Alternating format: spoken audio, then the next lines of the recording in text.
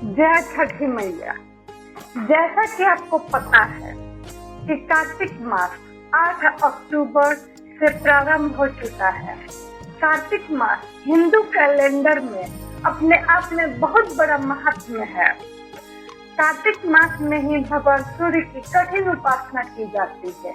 इस उपासना को हम छठ पर्व, छठ पूजा या छठ महापर्व कहते हैं। आज मैं आपको छठ महापर्व कैसे की जाती है तथा एवं उसकी विधि बताने जा रही हूँ। इस विधि में आज के इस वीडियो में छठ पूजा का प्रारंभिक उपासना यानी कि नहाए खाए के बारे में बताने जा रही हूँ। आज छठ महापर्व की नहाए खाए कैसे उत्तम तरीके से की जाती है उसके बारे में विस्तार से बताएंगे।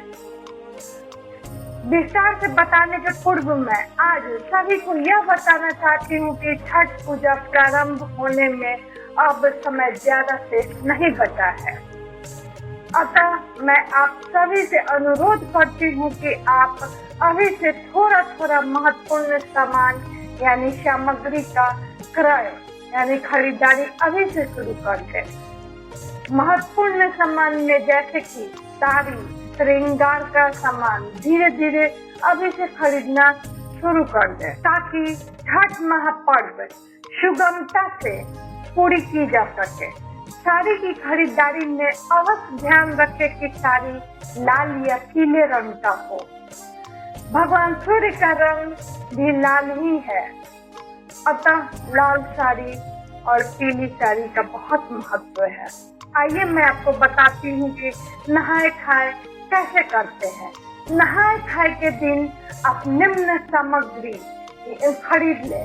सामान में चना दाल, अरवा चावल, घी, मूली, मिर्चा, कद्दू अति आवश्यक है। आलू, गोभी आप ले सकते हैं। जिस स्थान पर आपको नहाए खाए महापर्व प्रारंभ करनी है उस स्थान को अच्छे से साफ सफाई तथा पानी से धोने के बाद गंगा जल से उस कमरे में छिड़काव कर ले।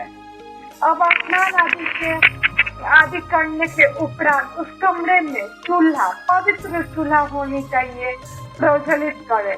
चूल्हा प्रज्वलित करने के बाद छठी मैया को स्मरण करें।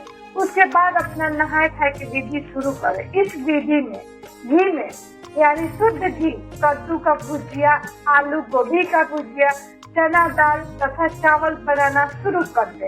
याद रखें कि सभी प्रसाद में किसी भी प्रकार का आमिष सामग्री से स्पर्श तक न करें।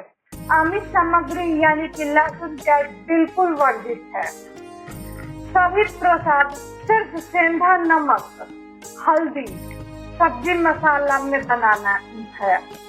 नहाए खाए का प्रसाद पूर्ण होने के बाद नया खरीदी हुई साड़ी पहनकर भगवान सूर्य को जल अर्पित करें तथा जल देने के बाद परिवार के सभी सदस्य से भगवान सूर्य छठी मैया को प्रणाम करवाएं। जल अर्पण करने के उपरांत सभी नहाए खाए वाले स्थल पर आ जाए तथा एक थाली, कटोरी या जो भी पवित्र बर्तन या पत्र आपके पास सामर्थ्य अनुसार जो भी है उसमें बनाए हुए प्रसाद निकालने के बाद अपने आसन पर बैठे। आसन पर बैठने के बाद सिंदूर से खुद को अपने मांग को भरे तथा जिस पात्र में प्रसाद निकाले हैं उसे भी तिलक लगाए।